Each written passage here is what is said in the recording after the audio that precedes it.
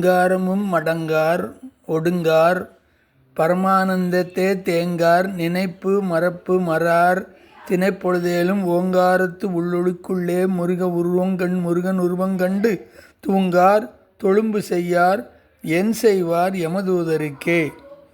ஆங்காரமும் அடங்கார் ஒடுங்கார் பரமானந்தத்தே தேங்கார் நினைப்பும் மறப்பும் அறார் தினைப்போது அளவும் ஓங்காரத்து உள் ஒளிக்கு உள்ளே முருகன் உருவங்கண்டு தூங்கார் தொழும்பு செய்யார் என் செய்வார் யமதூதருக்கே.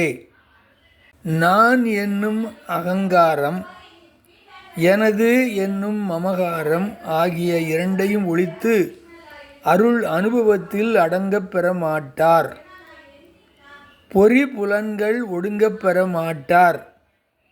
பேரின்ப வெள்ளத்தில் மூழ்கி நிறைவு பெற மாட்டார். நினைப்பும் மறப்பும் அற்ற சமாதி நிலையில் பொருந்த மாட்டார். ஒரு தினை அளவு காலமாயினும் ஓங்காரமாகிய நாதத்துக்குள்ளே ஒளிரும் ஜோதியினுள்ளே திரு முருகப்பெருமானின் திருவுருவத்தின் தரிசனம் கண்டு அப்பரவச நிலையில் தூங்க மாட்டார். மற்றவர்களுக்கு தொண்டு செய்ய மாட்டார். யமனுடைய தூதர் வரும்போது என்ன செய்வார்? சித்தி விநாயகமூர்த்திக்கு ஜெய், சத்குரு அருணகிரிநாத சுவாமிக்கு ஜெய், வெற்றி வேல் முருகனுக்கு ஹரஹரோஹரா. சக்தியாய் சிவமுமாய் தனிப்பட முக்தியான முதலை தொழ சுத்தியான சொற்பொருள் நல்குவ சித்தி யானை தன் செய்ய பொற்பதமே. திருவிளையாடல் புராணம் கந்தரங்கார வரிசையிலே 55வது பாடலாகிய ஆங்காரமும் அடங்கார் ஒடுங்கார் என்ற பாடலை இப்பொழுது அனுபவிக்க இருக்கிறோம். ஆங்காரமும் அடங்கார் ஒடுங்கார் பரமானந்தத்தே தேங்கார் நினைப்பும் மறப்பும் அறார் தினைப்போதளவும் ஓங்காரத்து உள்ளொளிக்கு உள்ளே ஓங்காரத்து உள் ஒளிக்கு உள்ளே முருகன் உருவம் கண்டு தூங்கார் தொழும்பு செய்யார் என் செய்வார் யமதூதருக்கே. இந்த பாடல்ல அகங்காரம் மமகாரத்தை ஒழிக்க வேண்டும். யான் தான் எனும் அகங்காரத்தையும் அடக்க மாட்டார்கள் இந்த மனுஷர்கள். ஆங்காரம் சொல்லும்போது ஆங்காரம் மும்னு சொன்னாரு. ஆங்காரம் மும்னா அது கூட என்னவோ இருக்குன்னு அர்த்தம். என்ன இருக்குன்னா மமக்காரம் இருக்கின்றது. யான் தான், யான்னா ஆங்காரம், மமக்காரம் தான் என்பது. ஆங்காரமும் அடங்கார ஒடுங்கார்ல ஆங்காரமும் எப்படி மும்னு சேர்க்கும் போது அடுத்த வார்த்தை வரணுமே, அது உள்ளுக்குள்ள சொருகி இருக்காரு.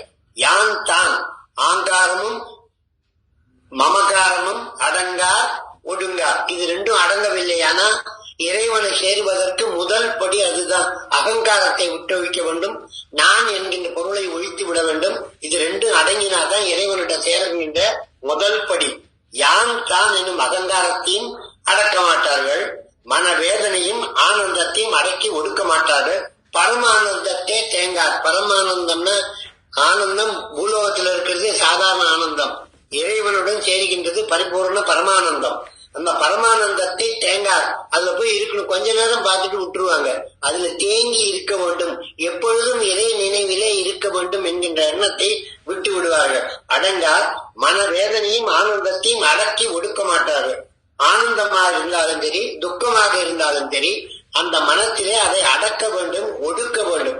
இறைவனை தியானிப்பதில் பரமானந்தத்தை முழுமையாக அனுபவிக்க மாட்டார்கள் சில பேர். நினைப்பும் மறப்பும் என்னும் மனோவியாதிகளை அற்று சும்மா இரு என்று பொருளை உணர மாட்டார்கள். நான் எதையாவது நினைச்சுக்கிட்டே இருக்கேன், இல்லைன்னா அந்த நினைச்சது இறைவனை மறந்துடுறேன்.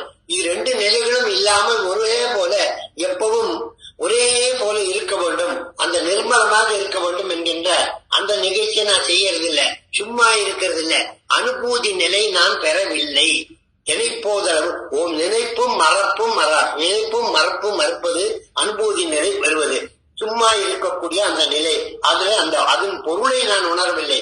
சிறு திணையளவாயினும் பிரணவத்தின் உள் ஒளியாய் விளங்குகின்ற மிருகவேலின் திருவுருவத்தை பார்த்து தூங்கார். சமாதி நிலையில் இருக்க மாட்டார்கள்.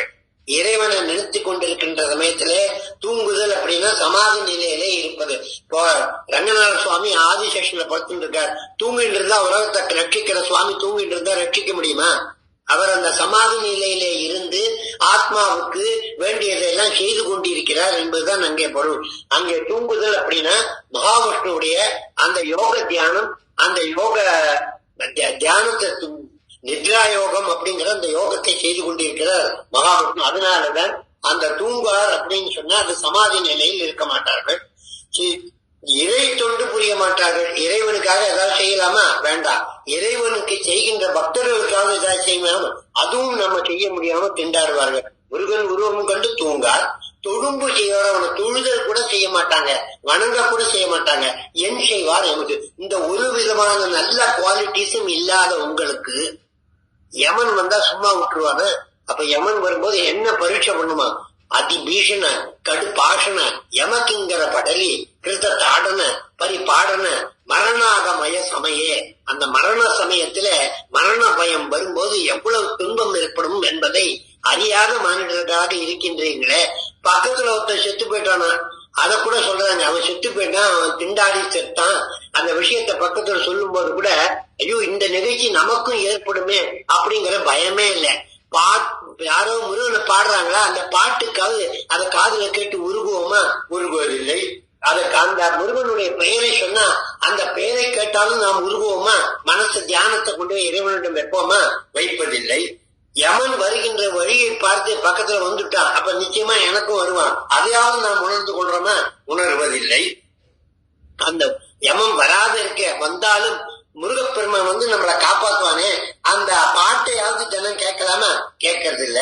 இறைவனாகிய முருகப்பெருமானுக்கு தன் தந்தையாகிய சிவபெருமானுடைய பெயரை நமசிவாய சொன்னா பாபங்கள் எல்லாம் அகன்று போகும், புண்ணிய வழிக்கு வழி, மீண்டும் பிறவாத வரம் கொடுப்பார். அந்த இறைவனுடைய பெயரையாவது சொல்ல முனைகின்றோமா? அது கூட முனைவதில்லை.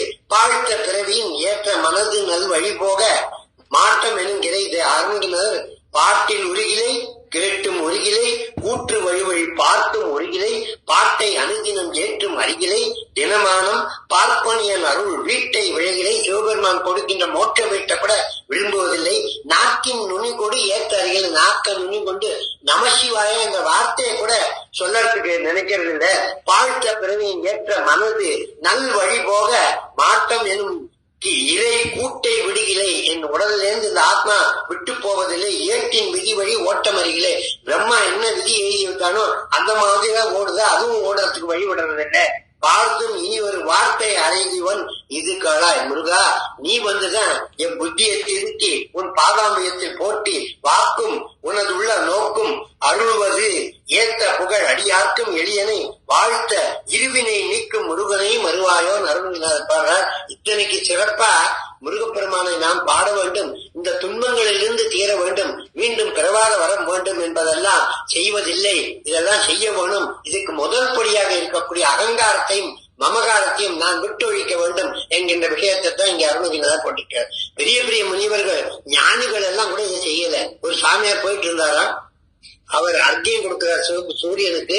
தண்ணியில் அர்க்கியம் கொடுக்கும்போது மேல இருந்து ஒரு காக்கை எச்சமிட்டது, ஒரு கொக்கு எச்சமிட்டது. நிமிர்ந்து பார்த்தா கொக்கு பறந்துட்டு இருக்கு. கண்ணால் அப்படி பார்த்தார் ஒரு அஷ்டமா சித்தி பெற்றவர். அந்த பார்த்த பார்வையில கொக்கு தீ பத்தி அப்படியே காட்டுறதுதான் எரிஞ்சு கீழே விழுந்துடுத்து. அப்படியே போயிட்டு இருக்கார். அவள் தான் பிக்ஷாவந்தனம் செய்யணும். நேர பிக்ஷை எடுக்க போயிட்டு இருக்கார். திருவள்ளுவர் வீட்டுக்கு போய் நின்னார் வாசல்ல. வாசவதத்தை கிணத்துல தண்ணி அடைச்சுட்டு இருந்தார். இவர் அங்க போயிட்டு பௌதி பிக்ஷாந்தேயி சொன்னாரு. 3-4 தடவை சொல்லி வரவில்லை. கோபம் வந்துச்சு. பௌதி பிக்ஷாந்தேயி சத்தமா சொன்னாரு, அப்பவும் வரல. ரொம்ப கோபமா சொன்னாரு. சொன்ன போது அங்க கிணத்துல பிடிச்சிட்டு இருக்கிற பாதி வரைக்கும் கயிறு இழுத்தாச்சு. அப்படியே விட்டாலும் அந்த தண்ணி அப்படியே அந்த குடம் அப்படியே நடுவுல நிக்கிறது. வெளியில வந்தாலாம், கையில ஒரு பழத்தை எடுத்து கொண்டு வந்தாலாம். வந்து பார்த்துட்டு பார்த்தோன்னு முறைக்கிறாரு சாமியார். இவ்வளவு நேரம் ஆயிடுச்சு, நான் கூப்பிட்டுட்டே இருக்கேன் வரலன்னு முறைச்சாராம். அந்த மறைச்சும் போது கொக்கென்று நினைத்தாயா கொங்கணவான்னு சொன்னார். அந்த முனிவர் பேரு கொங்கணவன். நீ என்ன கொக்கை எரிச்சிட்டு வந்தேன்னு என்னை பார்த்த எரிஞ்சிடுவேன்னு நினைச்சிட்டு இருக்க. கொக்கென்று நினைத்தாயா கொங்கணவான்னு அந்த பரிசை கொடுத்தாலும், அந்த பழத்தை கொடுத்தாலும். அதை பார்த்தோன்னு சாமியார் தோண்டா, வீட்டுக்குள்ள இருக்கக்கூடிய ஒரு பத்தினிக்கு ரோட்ல நான் போயிட்டு இருக்கிறத பார்த்த கொக்கை எரிச்ச விஷயம் எப்படி தெரிஞ்சதுன்னு சொல்லி தன்னை புரிஞ்சு கொண்டாரு. நாம அகங்காரம் பட்டுட்டோம், இந்த மாதிரி படக்கூடாதுன்னு தெரிஞ்சா அந்த மாதிரி பெரிய பெரிய ஞானிகள் எல்லாம் அந்த கொங்கணவருக்கு நிறைய பாடல்கள் எல்லாம் இருக்காரு. அவர் திருப்பதியில இருந்ததாக சமாதி என்று சொல்லுவார்கள். அப்படிப்பட்ட ஞானி அவர்களுக்கெல்லாம் இந்த மாதிரி வெறுக்கும். விஸ்வாமித்திரர் அகங்காரம் தலையை குனியவே மாட்டார், தலை நிமிர்ந்துதான் இருப்பாராம்.